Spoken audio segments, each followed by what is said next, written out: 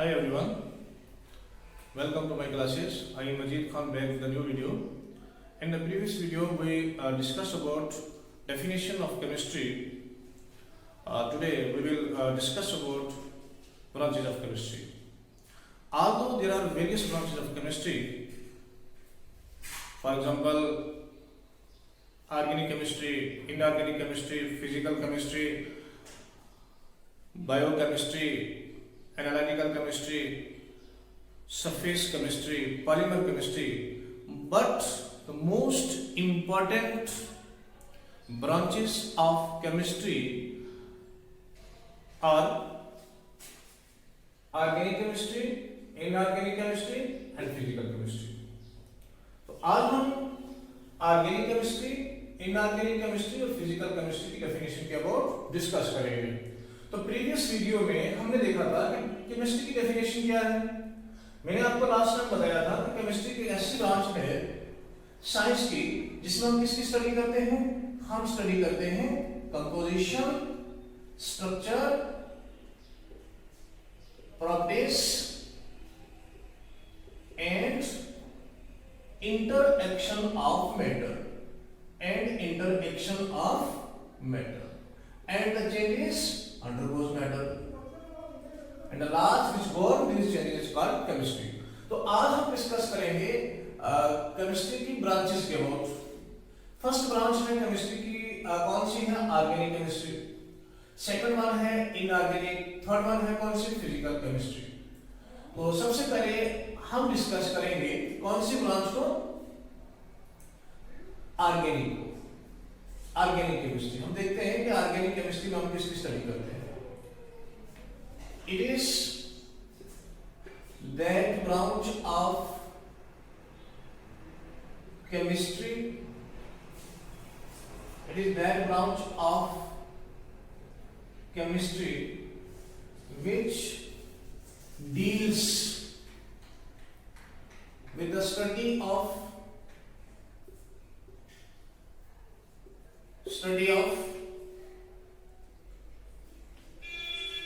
carbon and their compounds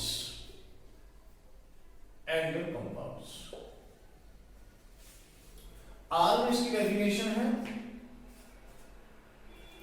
it is that branch of chemistry which deals with the study of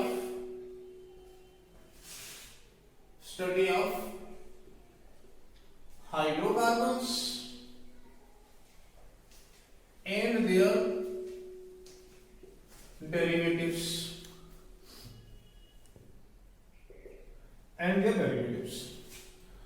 तो यहां पे मैंने are की definition भी लिखी है ऑर्गेनिक केमिस्ट्री की। ऑर्गेनिक केमिस्ट्री की फर्स्ट डेफिनेशन क्या है? It is that branch of chemistry which deals the study of carbon.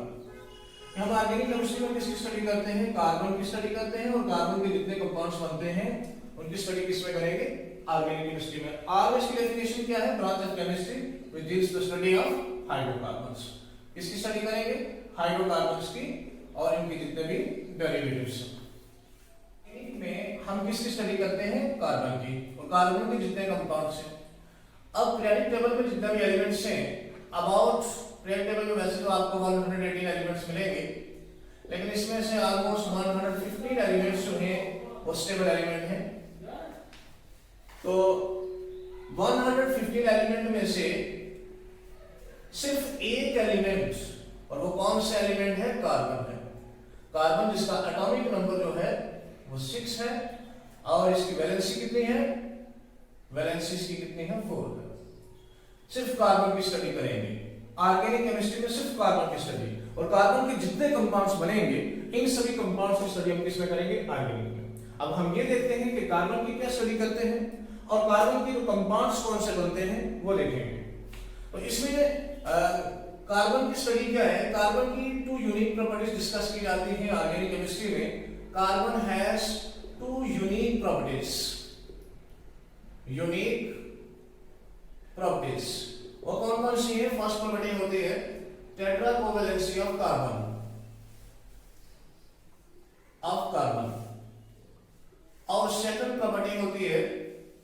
Catenation. सबसे पहले हम इसकी फर्स्ट प्रॉपर्टी देखते हैं, tetra covalency of carbon. Tetra का मीनिंग होता है 4, टेट्रा का मीनिंग 4 होता है। और कोवैलेंसी क्या है? Covalency a type of valency, covalency type of valency. तो कार्बन की वैलेंसी कितनी है? 4 है, कार्बन की वैलेंसी 4 है। जिससे हम ये 4 डैश रिप्रेजेंट किए हैं, ये डैश किसको रिप्रेजेंट करती है? वैलेंसी की, कार्बन की वैलेंसी को रिप्रेजेंट करती है।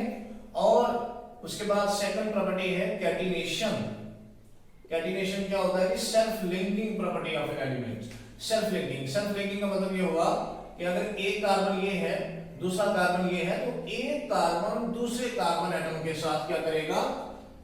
बॉन्डिंग करेगा और एक लॉन्ग चेन बना सकता है। फर्स्ट कार्बन है, इसके पास भी आपने कितने इलेक्ट्रॉन होंगे? 4, इसके पास भी कितने? 4। ये तो वैलेंस इलेक्ट्रॉन्स है, तो वैलेंसी है इसकी।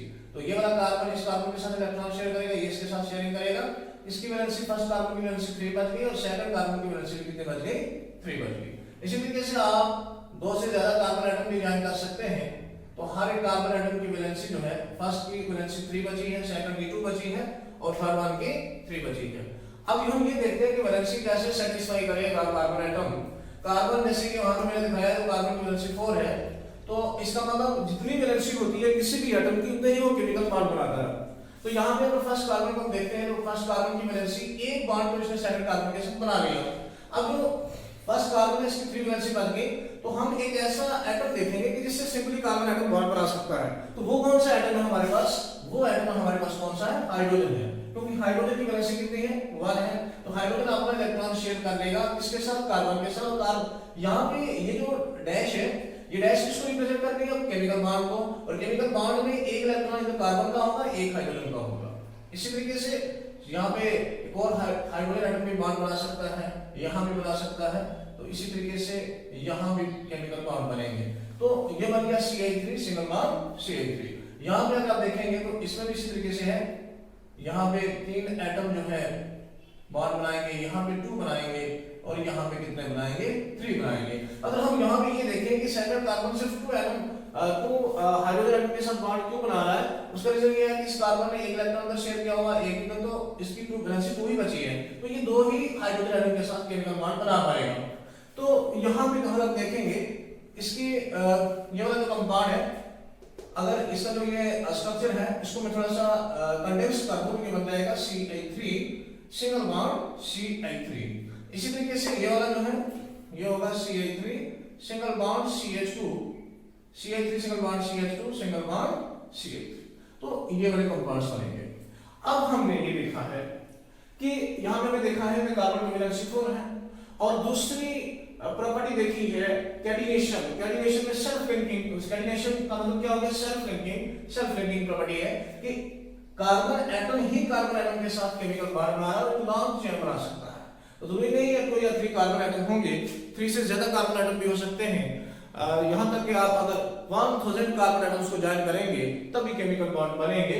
कार्बन की यूनिक प्रॉपर्टी है जिससे केमिस्ट्री की ये जो ऑर्गेनिक ब्रांच है ये अलग की गई है और एक सेपरेट ब्रांच बनी है केमिस्ट्री की, जिसका नाम रखा है ऑर्गेनिक केमिस्ट्री। ऑर्गेनिक का मीनिंग होता है pertaining to life, pertaining to life. तो बहुत से ऑर्गेनिक कंपाउंड जो हैं वो किसमें प्रेजेंट होते हैं? प्लांट्स और एनिमल्स में प्रेजेंट हैं। तो स्टार्टिंग में देखा गया कि जितने भी ऑर्गेनिक कंपाउंड्स थे वो प्लांट्स और एनिमल्स से एक्सट्रैक्ट किए जा रहे थे। उसके बाद जो है आफ्टर 1824 के बाद एक साइंटिस्ट था जिसका नाम था फ्रेडरिच वुलर, फ्रेडरिच वुलर, जिसने फर्स्ट ऑर्गेनिक कंपाउंड लेबोरेटरी में बनाया था। और जिस कंपाउंड का नाम था, जो पहला कंपाउंड उसने लेबोरेटरी में बनाया उसका नाम था यूरिया कंपाउंड। तो उसके बाद वेरियस ऑर्गेनिक कंपाउंड जो है लेबोरेटरी के अंदर बनने लगे। तो सिंपल डेफिनेशन है, आपने समझ, आई होप कि आपको समझ आ गया होगा कि ऑर्गेनिक केमिस्ट्री कैसी ब्रांच है केमिस्ट्री की जिसमें हम किसकी स्टडी करते हैं? कार्बन की स्टडी करते हैं और कार्बन के जो कंपाउंड्स हैं। अब कार्बन की स्टडी भी जैसे मैंने आपको बताया, कार्बन की क्या स्टडी कर रहे हैं हम हम देखते हैं कार्बन की वैलेंसी कितनी है, उसके बाद कार्बन की एक और प्रॉपर्टी की स्टडी करते हैं। वो कौन सी प्रॉपर्टी है? कैटिनेशन है, सेल्फ लिंकिंग प्रॉपर्टी। और हमने ये देखा है कार्बन की स्टडी भी हो रही है और कार्बन के जितने कंपाउंड्स भी हैं और कार्बन के कौन से कंपाउंड बन रहे हैं, सिंपलेस्ट कंपाउंड जो कार्बन के बन रहे हैं वो यही बन रहे हैं। और इन कंपाउंड्स को हम क्या नेम देंगे जी? इनको नेम देंगे हम हाइड्रोकार्बन्स। क्यों हम इनको हाइड्रोकार्बन्स बोलेंगे? हाइड्रोकार्बन्स हम इनको इसलिए बोलेंगे क्योंकि ये सिर्फ किससे बने हैं? कार्बन और हाइड्रोजन से। इसमें देखिए इसमें भी कार्बन हाइड्रोजन है, इसमें भी क्या है? कार्बन और हाइड्रोजन है। तो हम इन कंपाउंड्स को बोलेंगे हाइड्रोकार्बन्स। इसलिए जो आर का डेफिनेशन है बिल्कुल इस डेफिनेशन में इसमें कोई डिफरेंस नहीं है, सिर्फ कुछ समझने में थोड़ा सा डिफरेंस है कि यहाँ पे हम ये बोलते हैं कि हम किसकी स्टडी कर रहे हैं? कार्बन की स्टडी कर ही रहे हैं और इनके जितने भी और जो कंपाउंड्स बन रहे हैं कार्बन के, तो कार्बन के सिंपलेस्ट कंपाउंड कौन से बन रहे हैं? हाइड्रोकार्बन। तो हम यही बोलेंगे कि केमिस्ट्री ऑर्गेनिक केमिस्ट्री ये वो ब्रांच है केमिस्ट्री की जिसमें हम किसकी स्टडी करते हैं? हाइड्रोकार्बन्स की और इनकी जितने भी क्या है? डेरिवेटिव में। क्योंकि यहाँ पे हाइड्रोकार्बन इसलिए लगाया क्योंकि कार्बन के जो कंपाउंड्स बनते हैं सिंपलेस्ट वो हाइड्रोकार्बन्स की बनते हैं और डेरिवेटिव का मीनिंग हुआ कि हाइड्रोकार्बन से आगे आपको अगर नया कंपाउंड बनाएंगे तो नया कंपाउंड बनेगा वो हाइड्रोकार्बन का डेरिवेटिव होगा। एग्जांपल दे देते हैं, जैसे देखिए आप फॉर एग्जांपल जैसे CH4 है, CH4 मीथेन होता है, हाइड्रोकार्बन है। अगर इसमें मैं OH ग्रुप लगा दूं, यहां से C के साथ 4 हाइड्रोजन एक हाइड्रोजन निकल जाएगा तो ये बन जाएगा CH3 सिंगल बॉन्ड OH। तो ये वाला कंपाउंड कौन सा बना है? अल्कोहल का बना है और जिसका नाम क्या है? मिथनॉल है। इसका नेम क्या है? मिथनॉल है। ये जो मिथनॉल कंपाउंड है, this compound is the derivative of methane. Derivative of methane कहने का मीनिंग ये वाला कंपाउंड डेरिवेटिव किसका है? हाइड्रोकार्बन का। तो इससे हमारी डेफिनेशन जो है यहाँ पे कंप्लीट होती है। आपने याद रखना है कि ऑर्गेनिक केमिस्ट्री एक ऐसी ब्रांच है केमिस्ट्री की जिसमें हम कार्बन की और उनके कंपाउंड्स की स्टडी करते हैं। ये भी बोल सकते हैं कि study of hydrocarbons and their derivatives.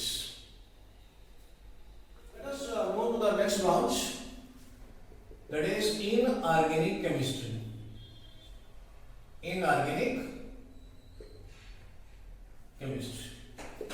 अब इनऑर्गेनिक कौन सी ब्रांच है? It is that branch of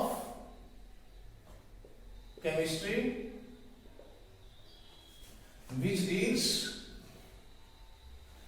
deals with the study of all elements,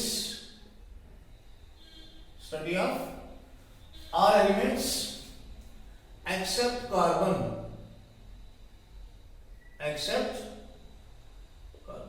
It also deals with the study of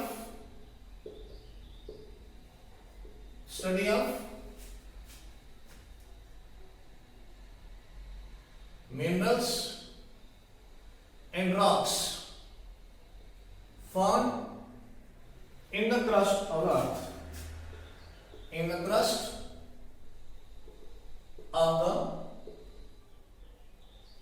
earth. तो ये सेकंड ब्रांच है इनऑर्गेनिक। इनऑर्गेनिक जैसे organic का meaning pertaining to life होता है और इनऑर्गेनिक का मीनिंग नॉन लिविंग होता है।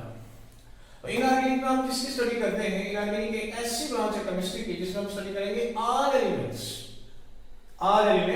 यानी अगर हम 115 एलिमेंट्स हैं तो सभी एलिमेंट्स को स्टडी करेंगे, लेकिन एक एलिमेंट को छोड़ेंगे। वो कौन सा एलिमेंट है? कार्बन की स्टडी हम इनऑर्गेनिक में नहीं करते हैं। लेकिन ये भी हम नहीं बोल सकते, बहुत से कंपाउंड इनऑर्गेनिक के होते हैं कि जिनमें कार्बन एलिमेंट प्रेजेंट है,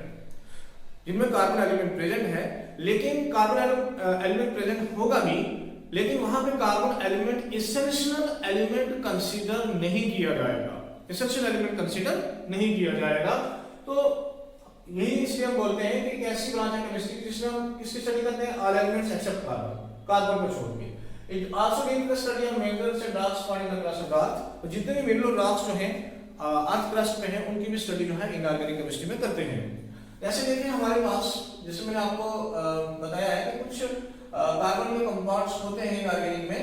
जैसे हमारे पास देखें आप CaCO3 है, Na2CO3 है, NaHCO3 है। अब ये कुछ ऐसे कंपाउंड है जिनके अंदर कार्बन प्रेजेंट है। इसमें भी कार्बन है, इसमें भी कार्बन है, इसमें भी कार्बन है।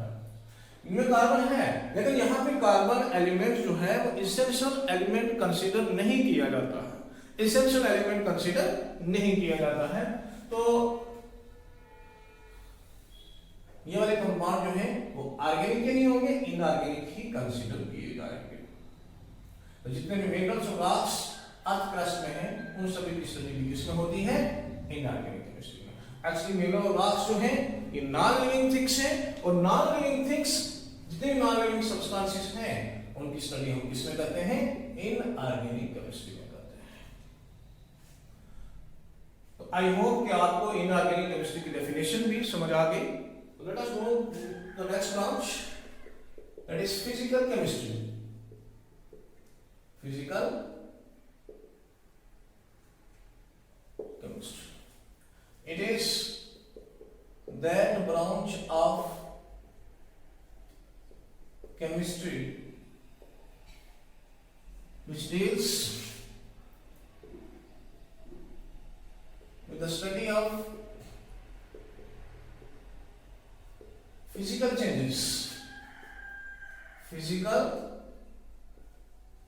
changes accompanying chemical properties.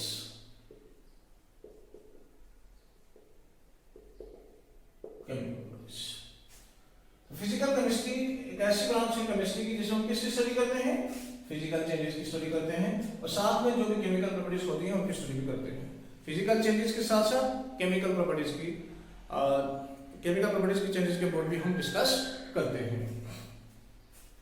जैसे कि हमारे पास कोई भी इनऑर्गेनिक या ऑर्गेनिक कंपाउंड है, सपोज हमारे पास है H2SO4 सल्फ्यूरिक एसिड, एक इनऑर्गेनिक कंपाउंड है। हम फिजिकल केमिस्ट्री के अंदर सल्फ्यूरिक एसिड की क्या स्टडी करेंगे, सल्फ्यूरिक एसिड की स्टडी करेंगे। सबसे पहले तो हम देखेंगे इसकी फिजिकल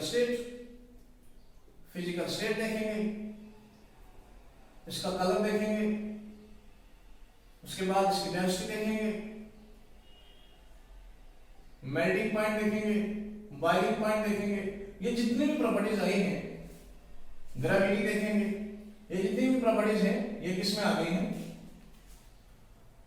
फिजिकल केमिस्ट्री में। तो ये जो जितनी प्रॉपर्टीज है फिजिकल केमिस्ट्री में ही स्टडी होती है। कहने का मीनिंग ये हुआ